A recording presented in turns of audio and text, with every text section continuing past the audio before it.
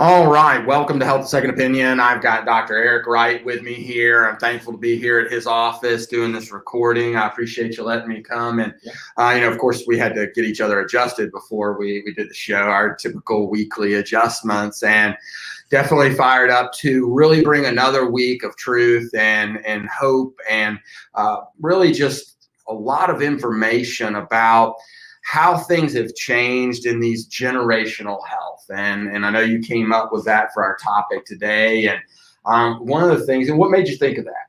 Well, I mean, there's multiple things. Obviously, in our household, we've got little kids running around. And so what I'm doing for them and what's going to be passed on to them is important to me.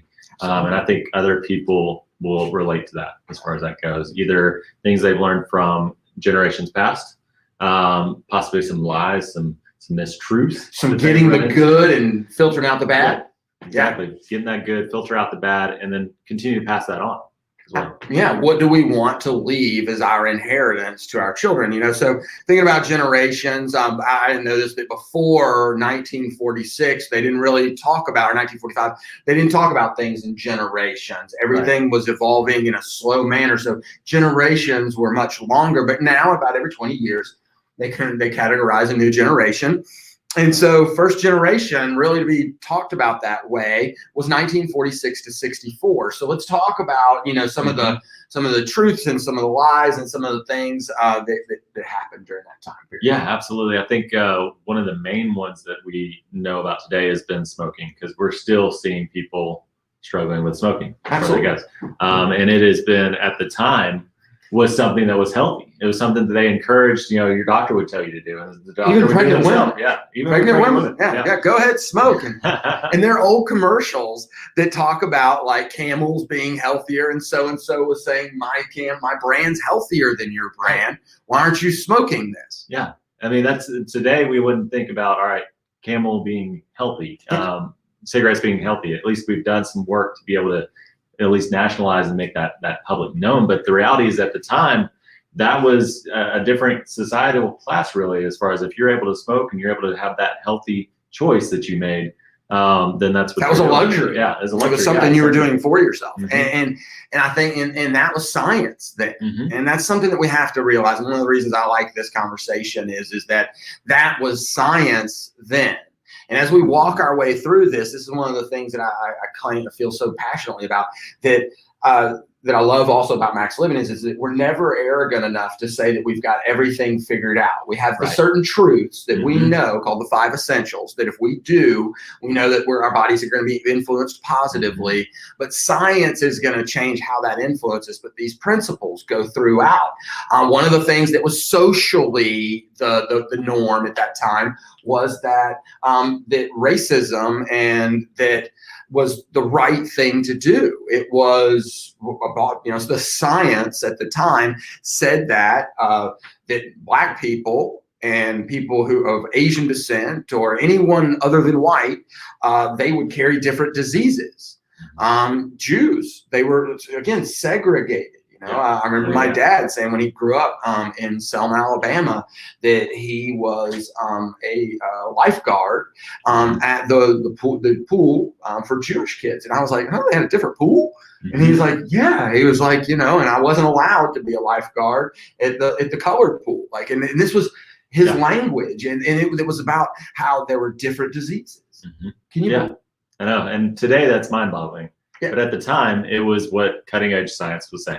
And that's what they were getting out to the public and making policy based on that. So there was a scientist, there was a doctor somewhere that was saying, this is what science is showing, and this is what we need to do to be able to keep socially, this is what we're supposed to do. And that's profoundly and we know now, of course, that to be all of those things are completely falsehood. This is absolutely ridiculous behavior, and yet it's still carrying on. There are certain people who still, with smoking, if they do, they don't admit that it's really that bad for them. Or there are some people who still believe that that racism is okay, and how misguided is that to have gone this many generations? Right. And so here we are still dealing with some of the bad. Yeah. So during that so time, this is 2 or 3 generations later. yeah, and this is still being handed down as these lies. And so now here we are. What else is going on that came out of that was that fat and cholesterol began to be fine. There was a lot of heart disease developing and we went into the next generation, which is in 65 to 76, which is my generation. And so here we are that the science said that cholesterol and fat was what was causing heart disease, and that we needed to go low fat or no fat. No fat. And to get rid of cholesterol. And so that was the science of the day.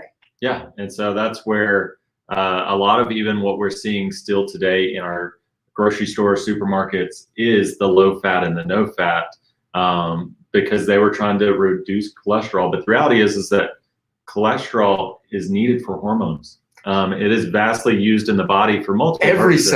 Every cell lining has cholesterol. Exactly. So it's not something that we need to take away. It's something we got to understand. Why is that heart disease there? And it's not the cholesterol. We're seeing today now it's more inflammation. Yes.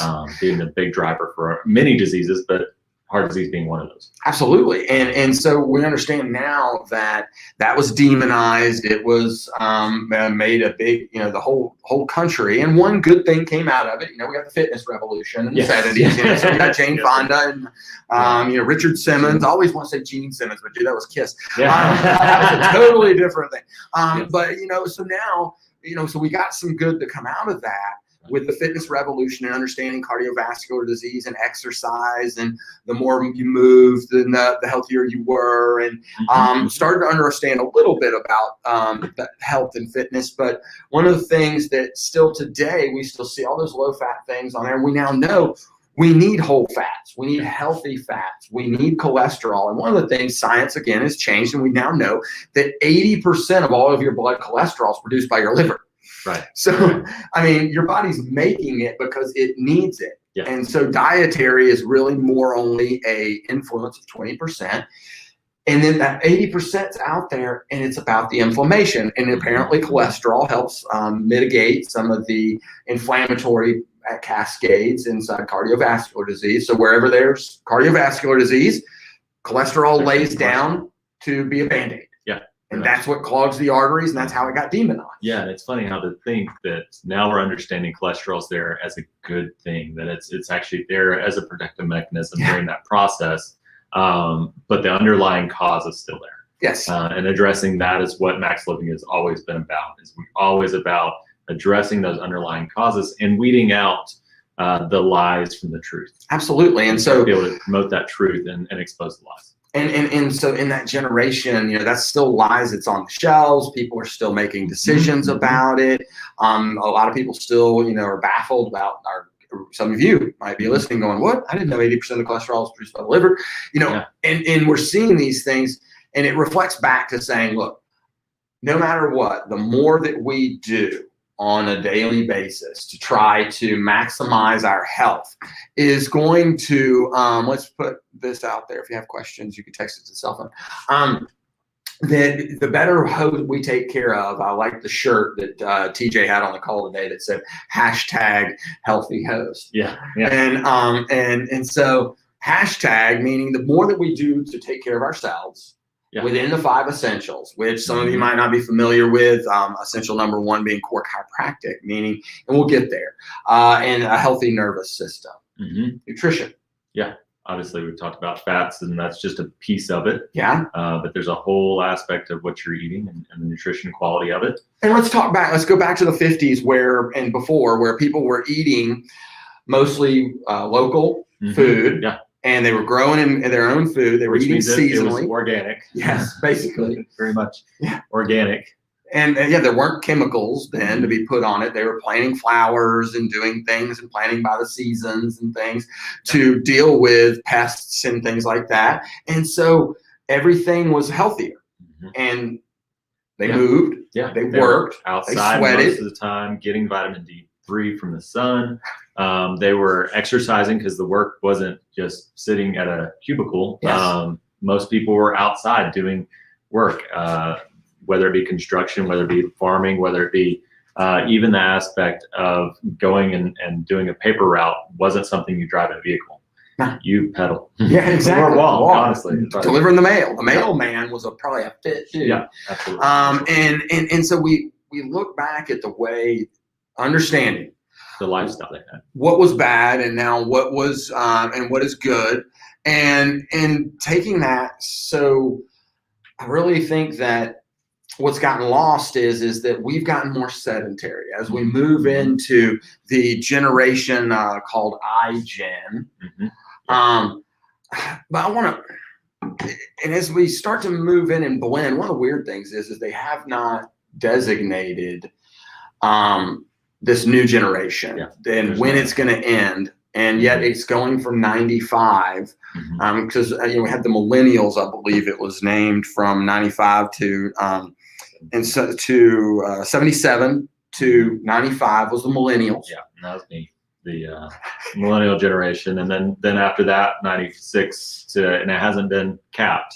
It hasn't been capped, and I think that a lot of what we're dealing with right now is still things that are being carried over from my generation, and Generation X, and that there's still a lot of things that are socially out there that have not been overturned. Science has shown. Yeah. And we've seen that that it is inflammation, that it is being sedentary. As our population went into the workplace and got sedentary, exercised less, got less vitamin D, ate more processed food, got away from healthy, earth-based, plant-based food most of the time, everybody's gotten worse, to the point that iGen, this last generation, has been predicted to live less than your generation. Right. Yeah. So for the first time in human history. Expectancy, as far as that goes, the years of quality life they have is expected to be less, and that's the first time that has ever happened in human history. As they're projected to not live as long, and the reality is it's choices that we make, and so that's why we get on the call. That's why we get on with you guys to talk about taking those goods from generations past, but filtering out the bad, and starting to be able to get rid of the lies and grab onto the truth. And it's, unfortunately, you can't wait for our culture really to make those changes. You've got to start that at your own home. And you've got to be the culture, because we've always, it's one of the things that astounds me in all the public policy debates that are going on now with limited science that are making things maybe possibly mandatory and possibly needing passports to get into public buildings, saying that you've been vaccinated on something that is it's an experimental phase biological agent. It's not even can be clinically labeled a vaccine yet, because it doesn't fit those parameters. It's still experimental. And we're thinking about making things mandatory on limited science and limited data.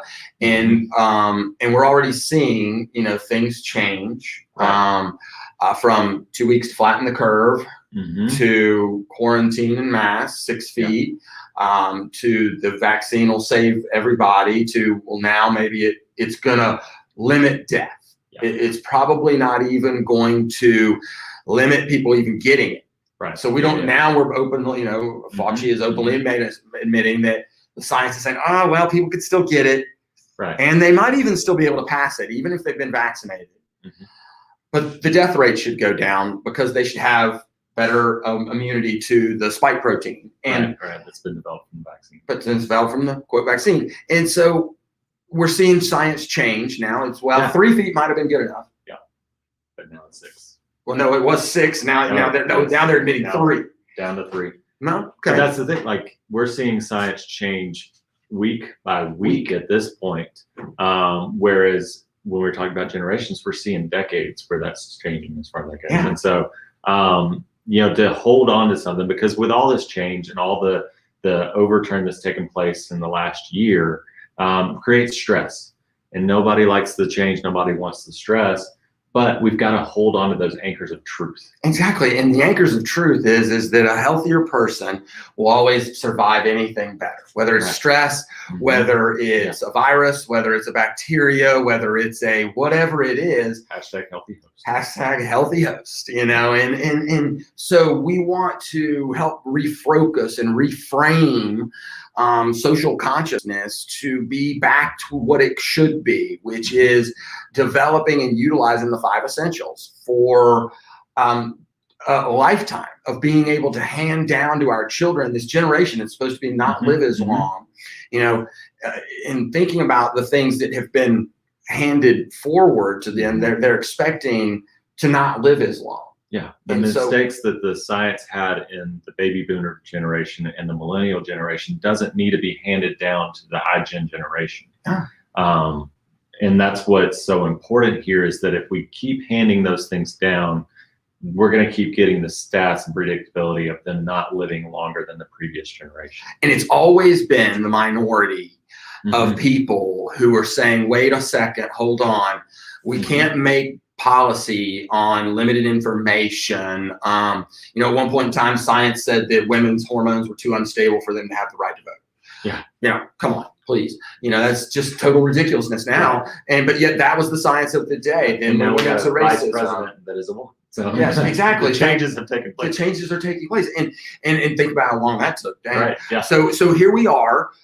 We've got all this going on, and yet here we are as saying that we need to maintain the rights of people's ability to say, wait, this is limited data, and we know 20 years from now we're going to have a totally different position. We will have perspectives change. It might even be 5 or 10 years now because of how fast technology is changing. And that we need to maintain those liberties and freedoms to be able to say, we want to watch this roll out.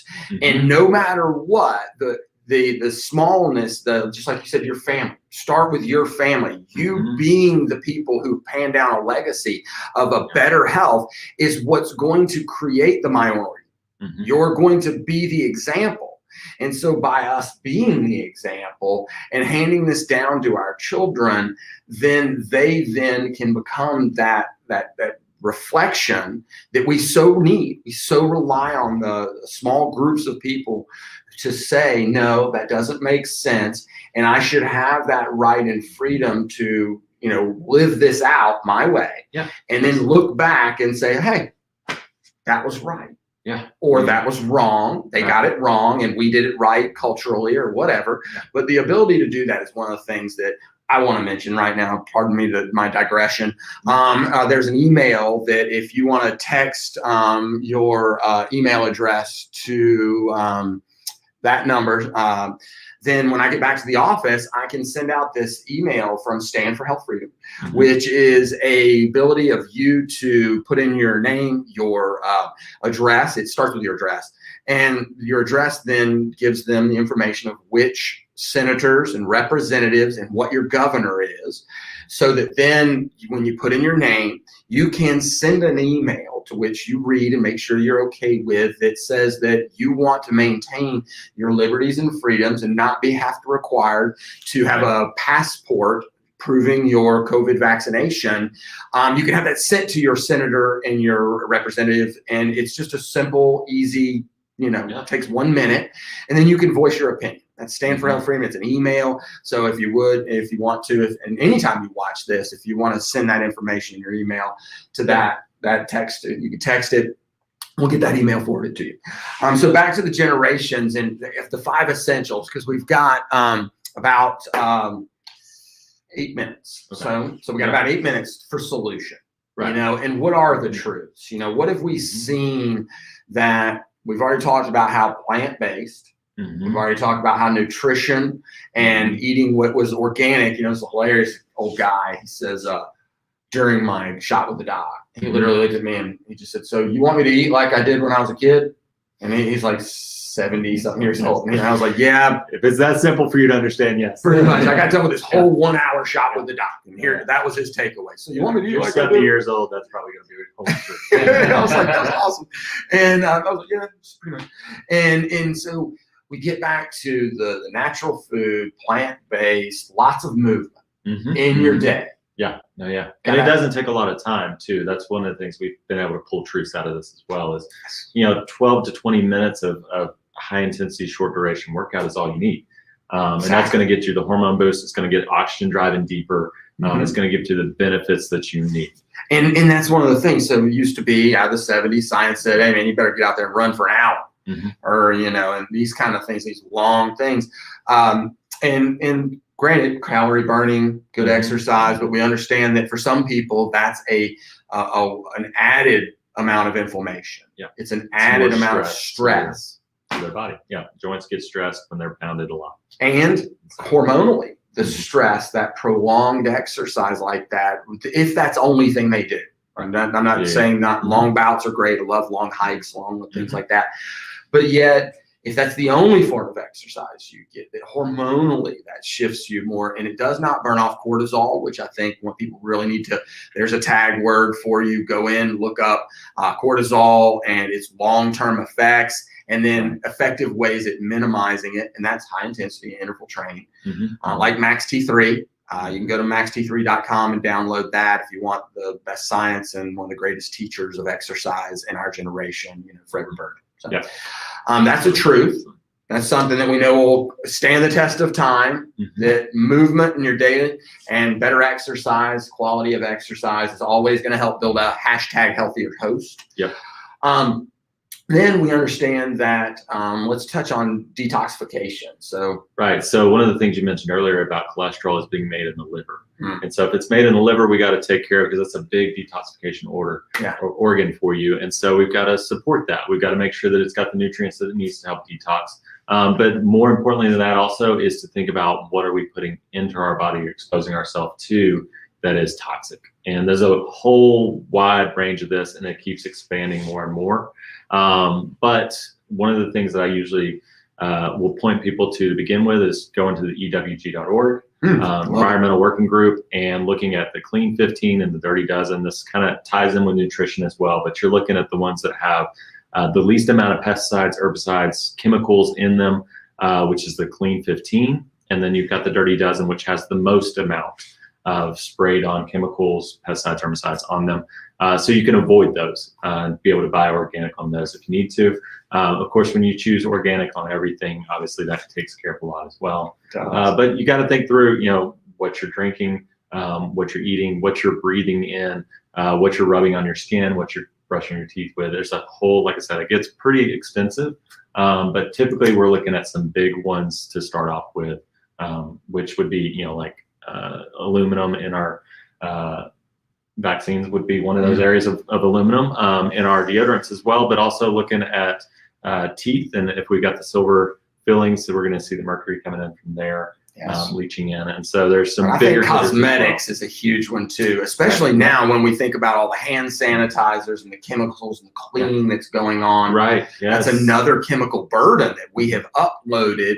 Stress is high this past year and still is. Chemical burden is really high. So I think detoxification has become even more important, because you've got to be able to process out all this negative stuff. And so we're going to do a spring cleaning workshop. Look for that on choosehealthchiropractic.com.